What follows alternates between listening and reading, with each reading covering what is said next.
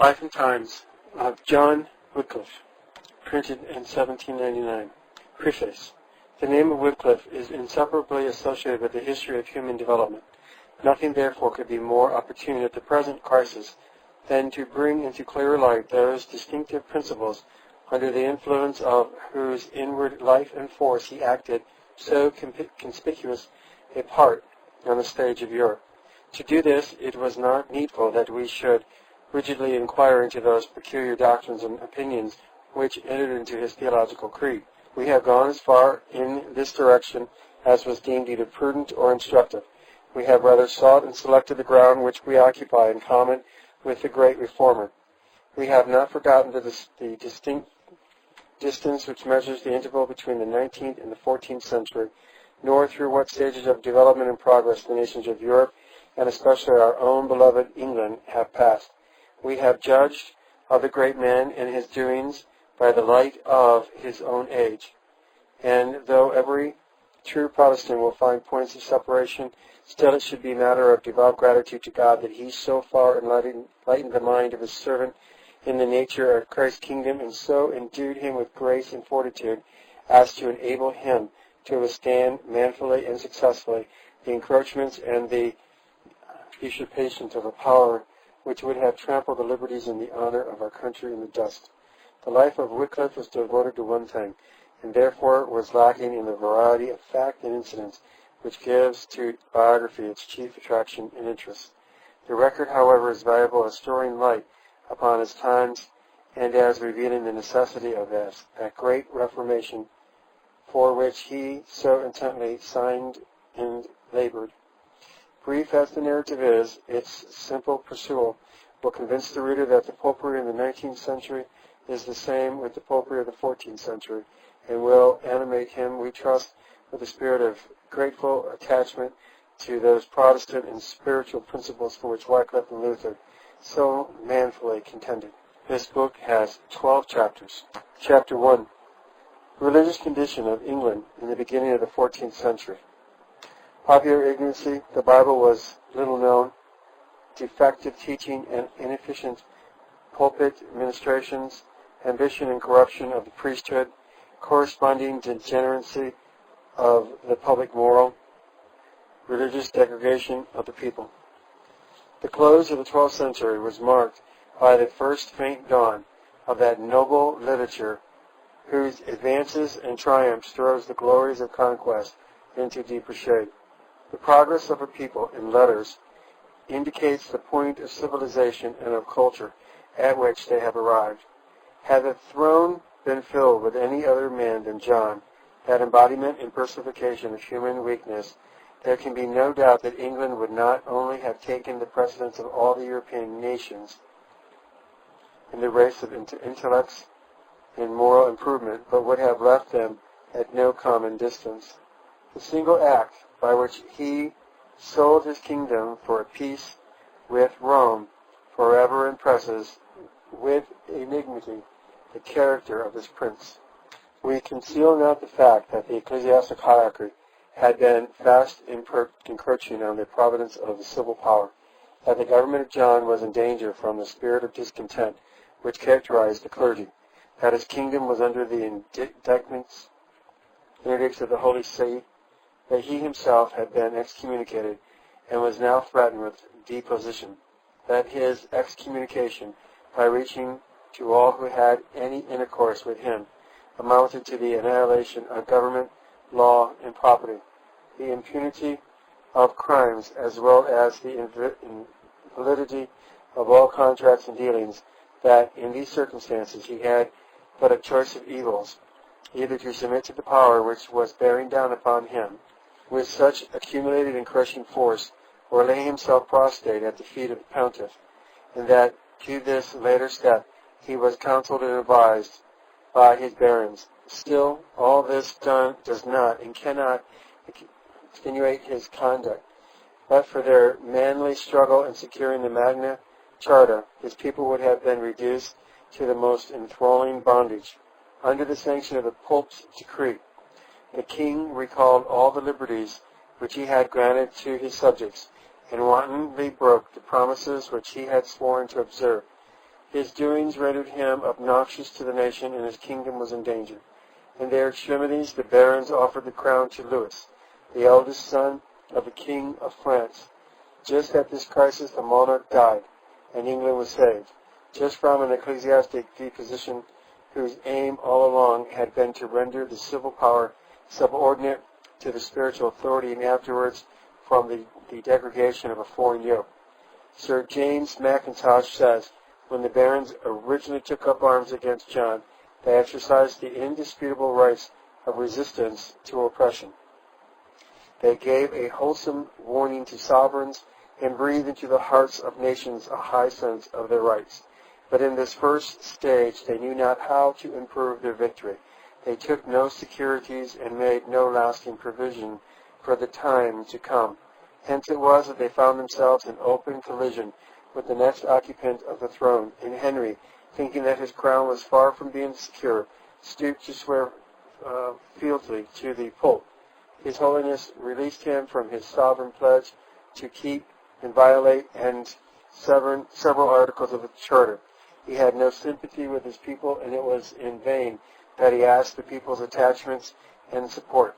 He depended on the power of the priesthood, a priesthood better known for its frauds and forgeries and laxity of morals than for its self-denial and holy devotedness to the highest interests of the Commonwealth.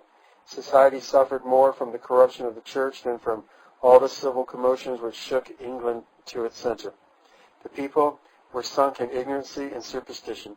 The region of literary culture was approached by but few, nor did men of letters address their compositions to the vulgar. The popular mind was left almost untouched, and taking its impressions from the manners and the life of the higher classes, became growingly corrupt and degraded. It must be kept in mind that the art of printing was still a thing in the future, that the writings of the learned were confined almost exclusively to the priesthood, and that scriptures were unknown to the people. Had the capacity of reading been as general in that act as in the present, had the possession of books been as easy, above all, had the Bible found a place on every man's table and been as God designed it to be, the book of the people, how different would have been the religious condition of England at the period now under review. Superstition could never have grown into such gigantic dimensions. The papacy could never have acquired such unparalleled power. Both had their foundation in ignorancy. The people were not instructed in the truth of God, and very few of them were in circumstances to procure a copy of the sacred volume. As might be expected, they became the easy prey of cunning and unprincipled men. The most degrading authority was employed to imitate and bring them into submission. Freedom of thought was denied them. They sank down to be the mere creatures of an ever-slaving power. The free and uplifting genius of Christianity was outraged in the vassalage which was imposed upon the human mind. We do not say that the darkness which had settled and deepened on the human intellect was unbroken. Lines of light, more or less distinct, were to be seen in the depths of the long night. From the time of the conquest, men had been raised up to protest against the corruption of the Church and to be the honest expositors of God's truth. Among the highest ecclesiastical dignitaries were to be found those who had loftier objects and purer aims than the accumulation of wealth or the cementing and strengthening of their political influence.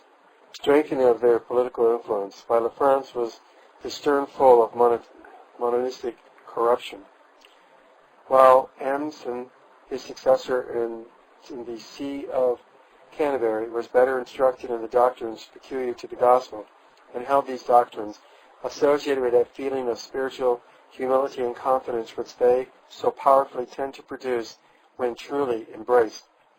While the sentences of Peter Lombard illustrate the moral condition of man and the articles of the Christian salvation, and while Edmund could not have written it as he has done without censoring at least indifferently the false doctrines, the debasing customs, and indeed nearly the whole of the superstitions so prevalent in his day, such was the moral condition of the people that Archbishop Peckham represented them in a congregation of his clergy as in a state of utter religious destitution.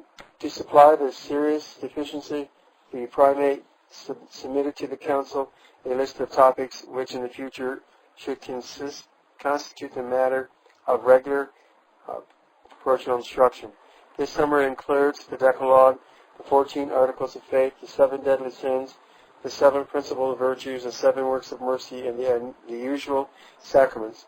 One of the 14 Articles of Faith, the first 7 relate to the mysteries of the Trinity, the remaining to the person, the sufferings, and the general meditation of the Savior.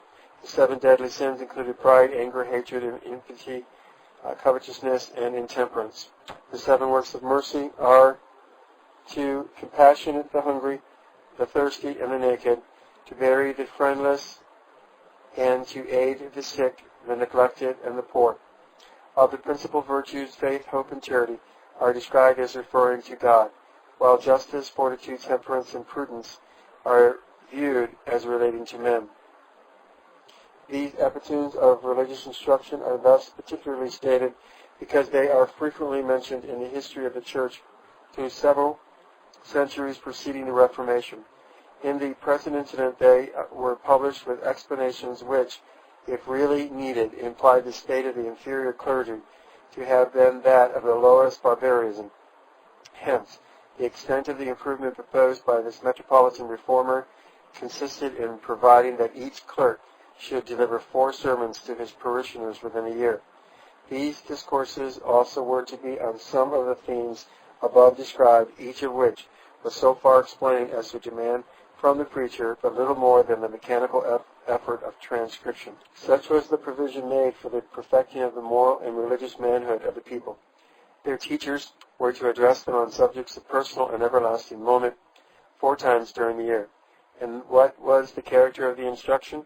Was it of such a kind that it could not but contribute to quicken the life of the soul and ensure the development of true piety? How was it received and to what extent? The answer to these questions would exhibit the clergy in no favorable light. When Reynolds was called to the primacy, the spirit of unprincipled traffic obtained to a fearful extent among the heads of the church, and the people, neglected and untaught, degenerated towards the whole framework of society, became disjointed and broken. The 14th century set in like a night of deeper gloom. The reign of ignorancy and of crime, of superstition, and of profligacy now reached its heights. The most fragrant abuses were sanctioned in the church. Cunningly devised fables were propagated in the place of the gravest and most saving realities. And wherever the spark of truth was seen and kindled, every effort was made to extinguish it. Chancellors had already lashed the clergy for their vices, yet nothing could exceed the impiety of the monastic orders. Their conduct had become so openly and shamefully scandalous as to bring upon them no common degree of odium and reprobation. Their wickedness was too notorious and too glaring to escape the censure and condemnation of some of the more pious and worthy doctors of their own communion. Shocked by the enormities and vices practiced by these monks, they ardently longed for a reformation of the Church. With these facts before us, we cease to wonder at the degeneracy of the public morals and the little hold which religion took of the mind of the country. The marvel would be had it been otherwise. We know well how difficult it is in our own day, with the purer worship, a more faithful evangelical ministry, a more searching, deeper discipline, and a more healthful, vital influence, and with all the appliance of an unfeathered Christianity to keep religious knowledge and feeling. And yet, in the absence of all these agencies and influences, there are some noble spirits sighing for deliverance from the corruption of the times. Peculiar difficulties, however, stood in the way of a reformation. It was something too grand to be effected by the timid and the unbelieving. It demanded the faith and the fortitude of a martyr.